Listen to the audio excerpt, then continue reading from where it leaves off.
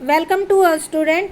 आज हम करेंगे हमारा चैप्टर 5 अकाउंट का जो है चैप्टर का नाम है हमारा रिटायरमेंट। आज इसकी हम कंप्लीट थ्योरी करेंगे और थ्योरी के अंदर केवल हम 8 मार्क्स के क्वेश्चन जो आपके पेपर में आते हैं केवल उन्हीं को ही स्टडी रीड करेंगे। देखो वैसे तो हमने अलग अलग तो कर ली है, कई बार क्वेश्चन आता है आपका तो उस तरीके से बच्चे कलेक्ट नहीं कर पाते थ्योरी को, तो उसी तरीके से मैंने इनको लिया है। तो पहला क्वेश्चन आपका है, फर्म से किसी साझेदार के अवकाश ग्रहण करने पर संपत्तियों एवं दायित्वों का पुनर्मूल्यांकन क्यों किया जाता है। एक उदाहरण या काल्पनिक संख्याओं से लेकर पुनर्मूल्यांकन खाता बनाए। रिवैल्यूएशन अकाउंट बनाना है। तो देखो कोई पार्टनर चाहे जिसकी मृत्यु हो गई हो या फिर कोई रिटायर होता हो, तो जिस तारीख तक उसने बिजनेस में काम किया है उस तारीख तक की एसेट्स और लायबिलिटी चाहे उसकी रिवैल्यूट करें ना करें उसमें हिस्सा होता है। तो देखो इस कंडीशन में अगर कोई नया पार्टनर आ रहा है तो उसको हिस्सा इसमें नहीं मिलेगा रिवैल्यूएशन में। तो ये सेम वैसे ही है जैसे आपने 4th चैप्टर में किया था। 4th चैप्टर में एडमिशन वाले में एक वीडियो बना हुआ है रिवैल्यूएशन अकाउंट के नाम से, और इस क्वेश्चन का मैं लिंक जो है आपके डिस्क्रिप्शन में डाल दूंगी, वहाँ से ये क्वेश्चन आप कंप्लीट देख सकते हैं। 8 पॉइंट बनाकर मैंने इसको लिखा है, तो ये 8 नंबर का उस तरीके से आपका बन जाएगा। नेक्स्ट क्वेश्चन हमारा आता है, अगला क्वेश्चन है, what do you understand by sacrifice और gaining ratio, what is the difference between two. Sacrifice ratio क्या होता है, जब कोई पार्टनर छोड़कर जाता यानी कि सेक्रीफाइस करता कोई नया पार्टनर आता है तब। इससे रिलेटेड अगला क्वेश्चन ये भी बन सकता है कि what is gaining ratio, how is to calculate at the time of retirement of a partner, explain with example. या फिर इन दोनों में गेनिंग रेशो और इन दोनों में डिफरेंस क्या है। तो ये 3 क्वेश्चन एक जैसे हैं जिनको हम कैसे लिखेंगे। स्टार्टिंग करेंगे हम सबसे पहले meaning of gaining ratio. Sacrifice जो है वो आपका 4th चैप्टर में है, सेम वही रहेगा, कोई डिफरेंस अलग से नहीं रहेगा। सेक्रीफाइस रेशो वो होता है जब कोई नया पार्टनर नया आता है तो जो एग्जिस्टिंग पार्टनर है उनके द्वारा प्रॉफिट का शेयर दिया जाता है, इस कारण से उसको सेक्रीफाइस रेशो कहते हैं। इसका भी लिंक मैं डिस्क्रिप्शन में डाल दूंगी, सेक्रीफाइस का भी, वहाँ से ये सेक्रीफाइस रेशो का आप कंप्लीट देख सकते हैं। तो गेनिंग रेशियो क्या होता है, किसी साझेदार के अवकाश ग्रहण करने या उसकी मृत्यु होने से भविष्य में लाभ कम साझेदारों में बांटा जाएगा। इस अवस्था में शेष साझेदारों के लाभों के हिस्से में कुछ न कुछ वृद्धि होती है और शेष साझेदारों के बीच जिस अनुपात में ये वृद्धि होती है उसको हम क्या कहते हैं, उसी को लाभ प्राप्ति अनुपात कहते हैं। यह अनुपात इसलिए ज्ञात किया जाता है क्योंकि अवकाश ग्रहण करने वाले साझेदार अपनी ख्याति की राशि इसी अनुपात में शेष साझेदारों से वसूल करेगा। फॉर्मूला है calculation of gaining ratio, new ratio, old ratio. तो ये 2 तरीके से कैलकुलेट किया जाता है। यदि क्वेश्चन में साझेदार के अवकाश ग्रहण करने के पश्चात शेष साझेदारों के नए लाभ हानि विभाजन अनुपात नहीं दे रखे हैं तो ये माना जाएगा कि शेष साझेदारों को पुराने अनुपात में ही लाभ हुआ है। यानी कि एग्जाम्पल है ABC 5:3:2 के रेशो में बांटते हैं लाभ। यदि B रिटायर होता है तो उसके हिस्से को ABC 5:2 के अनुपात में ही बांटेंगे। यहाँ कौन B रिटायर हो गया, ये रिटायर हो गया तो इसका कट जाएगा, तो बाकी 5 और 2 बचा, वो इनका भविष्य में नया अनुपात होगा और यही इनका गेनिंग रेशो होगा। सेकंड है, अगर शेष साझेदारों का नया अनुपात भी क्वेश्चन में दे रखा है तो लाभ प्राप्ति अनुपात ज्ञात करने के लिए आप प्रत्येक साझेदार के नए अनुपात में से पुराना अनुपात वो घटाओगे। ये फॉर्मूला लगाकर आप कैलकुलेट करोगे। तो ये हमारा था इसका। इसके बाद आता है डिफरेंस सेक्रीफाइस रेशो और गेनिंग रेशो। ये आपका अगर मीनिंग आ जाए ना तो ये कंप्लीट जो इनकी साइड लिखा हुआ अगर यही लिख दोगे तो भी आपको पूरा मिल जाएगा कि एक्सप्लेन सेक्रीफाइस रेशो ये सारा लिख दो, एक्सप्लेन गेनिंग रेशो ये सारा लिख दो अलग अलग, तो यही हो जाता है आपका एक 4 नंबर का क्वेश्चन। मीनिंग क्या होता है, यह वह अनुपात है जिसमें पुराने साझेदारों द्वारा नए साझेदारों के पक्ष में अपने हिस्से का त्याग किया जाता है, और ये वह अनुपात है जिसमें शेष साझेदार द्वारा अवकाश ग्रहण करने व मृतक साझेदार के हिस्से को प्राप्त किया जाता है। कब गणना की जाती है, नए साझेदार के प्रवेश पर, और इसको अवकाश ग्रहण करने या मृत्यु पर गणना की जाती है। सूत्र क्या है, अब इनके सूत्र में डिफरेंस कर लो। Sacrifice ratio old ratio minus new ratio. और gaining ratio new ratio minus old ratio करके कैलकुलेट किया जाता है। इसके बाद अगला क्वेश्चन आता है, ये आपकी बुक में दिए हुए हैं क्वेश्चन। एक साझेदार की मृत्यु होने पर उसके प्रतिनिधि को चुकाई जाने वाली राशि की गणना किस प्रकार करेंगे, यानी कि how would you calculate the amount payable to representative of deceased partner. या फिर ये क्वेश्चन इस तरह से आ सकता है, name 4 item which are credited to account of deceased partner while calculating amount due to his legal representative. तो ये कौन कौन सी 4 राशियाँ हैं, ये क्रेडिट का देर का डेबिट का भी आ सकता है। तो सबसे पहले हम क्या करेंगे, अवकाश ग्रहण करने वाले साझेदार का जो है रिटायरिंग ऑफ पार्टनर, इसका मीनिंग देंगे। साझेदार को फर्म को उचित नोटिस देकर अवकाश ग्रहण करने का अधिकार होता है। किसी साझेदार के अवकाश ग्रहण करने पर पुरानी साझेदारी तो समाप्त हो जाती है, परंतु फर्म कार्य करती रहती है और 6 साझेदारों के बीच एक नई साझेदारी स्थापना हो जाती है। इसके बाद आप क्या लिखोगे, मीनिंग लिखने के बाद आप लिखोगे कि अवकाश ग्रहण करने वाले साझेदार को कौन कौन सी राशियां प्राप्त करने का अधिकार है, या कौन कौन सी एडजस्टमेंट के नाम से भी ये क्वेश्चन आ जाता है, ध्यान रखना। ठीक है, सबसे पहले हम गुडविल देंगे। शेयर इन गुडविल, फर्म की ख्याति का मूल्यांकन किया जाता है। अवकाश ग्रहण करने वाले साझेदार की ख्याति की राशि को उसके पूंजी खाते में क्रेडिट कर दिया जाता है, गुडविल को क्रेडिट किया जाएगा। इसके बाद आता है संचय, reserve accumulated profit losses, reserve and accumulated profit और लॉसेस, पिछले वर्षों के अतिरिक्त लाभ ही संचय होते हैं और इन संचय अवितरित लाभों में अवकाश ग्रहण करने वाले साझेदार के हिस्से को उसके खाते में क्रेडिट कर दिया जाता है। इसके बाद है share in revaluation of assets and liability, अवकाश ग्रहण करने की तिथि पर संपत्तियों एवं दायित्वों का पुनर्मूल्यांकन किया जाता है और रीवैल्यूएशन अकाउंट के प्रॉफिट के हिस्से से क्या किया जाएगा, प्रॉफिट का हिस्सा है तो उस हिस्से से जो पार्टनर है उसके कैपिटल अकाउंट को क्रेडिट किया जाएगा, और अगर लॉस आती है तो उसके हिस्से से कैपिटल अकाउंट को डेबिट कर दिया जाता है। उपरोक्त ग्रहण करने वाले साझेदार को उपरोक्त प्रकार से ज्ञात की गई राशि का भुगतान या तो तुरंत कर दिया जाता है नगद, या उसके ऋण में यानी कि लोन अकाउंट में ट्रांसफर कर दिया जाता है। तो इस तरह से ये आपका क्वेश्चन कंप्लीट हो जाता है। इसके बाद एक क्वेश्चन और बनता है, मैंने वेरी वेरी इंपॉर्टेंट लिखा है क्वेश्चन, आपकी बुक में ये नहीं दिया हुआ क्वेश्चन बना के, फिर भी ये बहुत इंपॉर्टेंट है। साझेदार के अवकाश ग्रहण से संबंधित कौन कौन सी समस्याएं हैं, या problem arising on the retirement of a partner. सबसे पहले कौन सी प्रॉब्लम आती है, calculation of new profit sharing ratio, gaining ratio of the continuing partner. तो हमें इस टाइम क्या करना होता है, गेनिंग रेशियो कैलकुलेट करना होता है। दूसरे नंबर पे हमें गुडविल की ट्रीटमेंट करनी होती है, और थर्ड नंबर पे हम क्या करते हैं, accounting treatment for revaluation of assets and liability का हम क्या करेंगे, पुनर्मूल्यांकन करेंगे। इसके बाद फोर्थ नंबर पे आता है accounting treatment of reserve accumulated profit and losses, इनको हम लिखेंगे अकाउंट डिटेल में। और पेमेंट, अवकाश ग्रहण करने वाले साझेदार को भुगतान करना, पेमेंट टू रिटायरिंग पार्टनर, और adjustment of capital in proportion of profit sharing ratio, तो हम उसमें एडजस्टमेंट करेंगे। ये हमने इसके हर जितने भी पॉइंट हैं उनके हर एक के अलग अलग लेक्चर बना रखे हैं हमने विद इलिस्ट्रेशन। तो इसके बाद अगला आता है मृत साझेदार के कानूनी प्रतिनिधि को देय राशि की गणना आप कैसे करेंगे, how would you calculate the amount payable to representative of a deceased partner.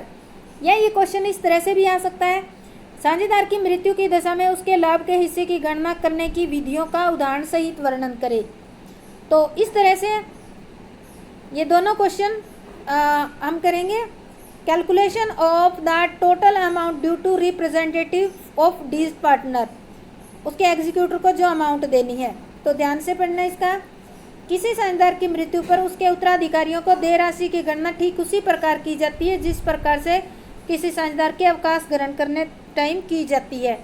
अंतर केवल इतना है, साझेदार की मृत्यु की तिथि तक का लाभ का हिस्सा उसके उत्तराधिकारी लेने का अधिकारी है, और साझेदारी संलेख में ऐसे लाभ को ज्ञात करने का तरीका दिया होता है।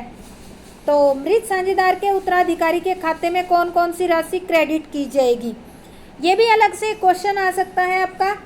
कई बार आ जाता है कि मृत साझेदार के उत्तराधिकारी के खाते में कौन कौन सी राशियाँ क्रेडिट कर जाएगी। तो ये 4 नंबर के क्वेश्चन आने के चांस है। तो सबसे पहले हम क्या करेंगे, कैपिटल, गुडविल जो इंक्रीज हुई है, कैपिटल पे इंटरेस्ट और रीवैल्यूएशन का क्या आएगा, केवल प्रॉफिट लिया जाएगा। ठीक है।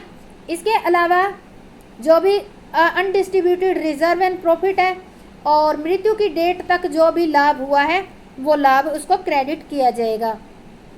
अगला क्वेश्चन इससे अपोजिट आ सकता है कि मृत साझेदार के खाते में डेबिट की जाने वाली राशि कौन कौन सी है। ये भी 4 नंबर का क्वेश्चन बनता है आपका। तो इसमें देखो, drawing, interest on drawing, assets and liability के पुनर्मूल्यांकन पर यानी कि रीवैल्यूएशन की लॉस, अनडिस्ट्रीब्यूटेड कोई लॉस है तो उसमें शेयर, और ख्याति के मूल्य में अगर कोई कमी हुई है तो वो इसके अकाउंट में डेबिट की जाएगी। उपरोक्त सभी समायोजन पहले मृत साझेदार के पूंजी खाते में किए जाएंगे, उसके पश्चात उसके पूंजी खाते के शेष को उत्तराधिकारी यानी कि उसके जो लीगल एग्जीक्यूटर है उसके अकाउंट में ट्रांसफ़र कर दिया जाएगा। मृत साझेदार के उत्तराधिकारियों को ये अधिकार है कि वह अपनी इच्छा अनुसार उन्हें देय राशि पर मृत्यु की तिथि से भुगतान की तिथि तक 6% वार्षिक ब्याज प्राप्त कर सकते हैं या फिर लाभों में हिस्सा ले सकते हैं। तो देखो, प्रॉफिट की कैलकुलेशन 2 टाइप से होती है। ठीक है। पहले तो हम इसकी डिटेल पढ़ेंगे। यदि किसी साझेदार की मृत्यु साल के मध्य में हो जाती है तो उसके उत्तराधिकारियों को पहले स्थिति विवरण की पिछले जो स्थिति विवरण की तिथि से मृत्यु की तिथि तक के लाभ में उसका हिस्सा पाने का अधिकार होता है और ऐसे लाभ की गणना निम्न विधियों से की जाएगी। 2 विधियां भाई इसकी, एक तो आती है समय के अनुसार और एक आती है बिक्री के अनुसार। तो समय के अनुसार वाली कौन सी होती है, इस विधि में पहले हमें यह देखना होता है कि पिछले वर्ष फर्म को कितना लाभ हुआ है और इस वर्ष कितने महीने साझेदार रहा है। पिछले वर्ष के लाभों के आधार पर मृत्यु की तिथि का अनुपातिक लाभ निकालकर उसका उस राशि में हिस्सा ज्ञात किया जाता है। और एग्जाम्पल आप कोई भी बुक में से कोई एग्जाम्पल एक ले लेना, आपको जो इजी लगे, इसलिए मैंने यह एग्जाम्पल दिया नहीं है। आप बुक में से अपनी सुविधा के अनुसार कोई इजी एग्जाम्पल ले सकते हो। बिक्री के अनुसार ऑन द टर्नओवर और सेल बेसिस, इस विधि में ये देखा जाता है कि पिछले वर्ष फर्म को कितना लाभ हुआ है और पिछले वर्ष की बिक्री कितनी थी। इसके बाद पिछले वर्ष की बिक्री और चालू वर्ष की मृत्यु की तिथि तक बिक्री के अनुपात निकालकर इस वर्ष के लाभ की ज्ञात किया जाता है और उस लाभ के हिस्से में इस पार्टनर को हिस्सा दिया जाता है। इसके बाद आता है ये क्वेश्चन, आज तक तो बहुत कम आया है पर फिर भी हमें कर लेना जरूरी है। ये आ भी सकता है, नहीं भी आ सकता, पर आसान सा क्वेश्चन है ये, जॉइंट लाइफ पॉलिसी के बारे में। तो मृत साझेदार के उत्तराधिकारियों को देय राशि को चुकता करने के लिए धन की आवश्यकता होती है और इसकी व्यवस्था करने के लिए फर्म द्वारा साझेदारों के जीवन मूल्य पर संयुक्त पॉलिसी ली जाती है।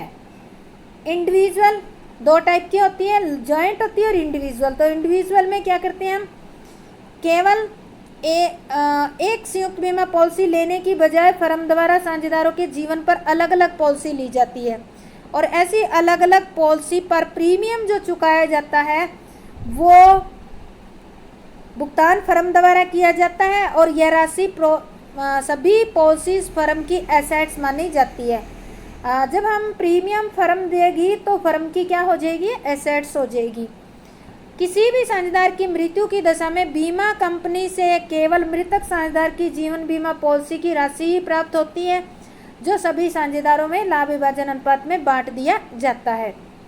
इसके अलावा जीवित साझेदार की पॉलिसी चालू रहेगी परंतु मृतक साझेदार के कानूनी उत्तराधिकारी को देय राशि की गणना करते समय इन अन्य पॉलिसी के समर्पण मूल्य, अन्य पॉलिसी मतलब जो जीवित साझेदार हैं उनकी पॉलिसी के समर्पण मूल्य को भी ध्यान में रखा जाएगा। मृत साझेदार के कानूनी अधिकारी को देखो एक तो मृतक साझेदार की पॉलिसी पर बीमा कंपनी से प्राप्त राशि में हिस्सा मिलेगा, दूसरा जीवित साझेदारों की पॉलिसी के समर्पण मूल्य में भी हिस्सा मिलेगा। अब देखो इसकी अकाउंटिंग ट्रीटमेंट कैसे करेंगे। तो पहला है जब समर्पण मूल्य पुस्तकों में नहीं दिखाया हो और दूसरा जब समर्पण मूल्य पुस्तकों में दिखाया गया हो। तो 2 कंडीशन है इसकी। तो सबसे पहले हम करेंगे जब समर्पण मूल्य पुस्तकों में नहीं दिखाया हो तब। तो ऐसे कंडीशन में, ऐसी अवस्था में प्रीमियम की पूरी राशि को अन्य खर्चों की तरह प्रॉफिट एंड लॉस अकाउंट में डेबिट किया जाता है और पुस्तकों में लाइव पॉलिसी अकाउंट नहीं बनाया जाता। और पॉलिसी के समर्पण मूल्यों को स्थिति बैलेंस शीट के संपत्ति पक्ष में भी नहीं दिखाया जाता। यानी कि खर्चों की, अगर P&L अकाउंट में आप प्रीमियम दिखा दोगे तो ये दोनों काम आपको नहीं करने। एंट्री क्या करेंगे? पॉलिसी के ड्यू होने या तो साझेदार की मृत्यु पर बीमा पॉलिसी से प्राप्त राशि, यानी कि जब किसी पार्टनर की मृत्यु हो जाती है तो उस पार्टनर की पॉलिसी ड्यू होती है तो एंट्री की जाती है insurance company account debit to life policy account. Claim due to partner death और मैच्योरिटी। डेथ मतलब मृत्यु हो जाने पर ड्यू होगी, या फिर आपने टर्म पॉलिसी ले रखी है तो जैसे 10 साल 12 साल, तो वो टाइम कंप्लीट होने के बाद ड्यू होगी। नेक्स्ट जो अमाउंट मिलेगी, इसका प्रीमियम P&L अकाउंट में से दिया था तो इस पर सभी पार्टनर का हक है, तो life policy account debit to all partner capital account old ratio में बांट देंगे। Claim on policy credited to all partner in old ratio, सभी का हक होता है। अब देखो, जो जिसकी मृत्यु होगी उसकी पॉलिसी ड्यू होगी, उसको तो बांट दिया। अब रह गए जीवित पार्टनर, उनकी पॉलिसी जो है ड्यू नहीं हुई है, तो जीवित साझेदारों की पॉलिसी के समर्पण मूल्य में मृतक साझेदार के लिए हिस्सा। तो surviving partner capital account debit to deceased partner capital account. तो इसमें क्या करेंगे, ये जो है केवल सरेंडर वैल्यू लेंगे, जो पार्टनर जीवित है उनकी सरेंडर वैल्यू जो है उसका टोटल करके, और उसमें जो डीज पार्टनर है उसका शेयर निकाला जाएगा। यहाँ देखो, deceased partner share in surrender value of surviving partner policy. इसके बाद सेकंड आ जाता है when surrender value are already appears in book, अगर पहले से ही बुक में दिखा रखा है तो ऐसी कंडीशन में, ऐसे दशा में प्रीमियम की पूरी राशि को प्रॉफिट एंड लॉस अकाउंट में डेबिट नहीं किया जाएगा। ठीक है, और पॉलिसी के समर्पण मूल्य से एक लाइव पॉलिसी अकाउंट बनाया जाएगा। पिछले वाले में नहीं बनाया था, इसमें लाइव पॉलिसी अकाउंट बनाएंगे और सरेंडर वैल्यू को हम एसेट्स में, यानी कि बैलेंस शीट के एसेट साइड भी दिखाएंगे। जब किसी साझेदार की मृत्यु हो जाती है तब हम क्या करेंगे, बीमा कंपनी से प्राप्त राशि, यानी कि जिसकी मृत्यु होगी उसकी पॉलिसी ड्यू हो जाएगी, तो वो राशि सभी साझेदारों में पूंजी खातों में राशि क्रेडिट कर देंगे, और जो बीमा कंपनी से प्राप्त राशि है उसमें से सरेंडर वैल्यू को घटाकर बचेगी वो बांटेंगे। एंट्री क्या करेंगे, हम मान लेते हैं पॉलिसी के ड्यू होने या साझेदार की मृत्यु होने पर क्या एंट्री करेंगे, insurance company account debit to policy account. मान लेते हैं 5 लाख की है तो यहाँ पर पूरा 5 लाख ही करोगे। अब इसके बाद अमाउंट मिल गई आपको 5 lakh, life policy account debit to all partner, पूरे 5 लाख नहीं बांटोगे, 5 लाख मिले हैं, ये जैसे 1 लाख की 1 लाख मिले हैं, सरेंडर वैल्यू 45,000 है तो ये लेस करने के बाद 55,000 रुपये आप ऑल पार्टनर में डिवाइड कर दोगे। इसके बाद आता है, अब देखो यहाँ सरेंडर वैल्यू को बैलेंस शीट में दिखा रखा था, तो इस दशा में जीवित साझेदारों की पॉलिसी के समर्पण मूल्यों के लिए कोई एंट्री नहीं की जाएगी, क्योंकि ये मूल्य पहले से ही बैलेंस शीट में दिखाए गए हैं। तो पहली कंडीशन में जब मूल्य बैलेंस शीट में दिखाए गए हैं तो आपको 2 एंट्री करनी है, जब नहीं दिखाए गए हैं तो 3 एंट्री करनी है। ये आपकी कंप्लीट थ्योरी थी। अगर आपको अच्छे ढंग से समझ आ गई है तो मेरे चैनल को लाइक शेयर और सब्सक्राइब जरूर करें। जय हिंद, जय भारत।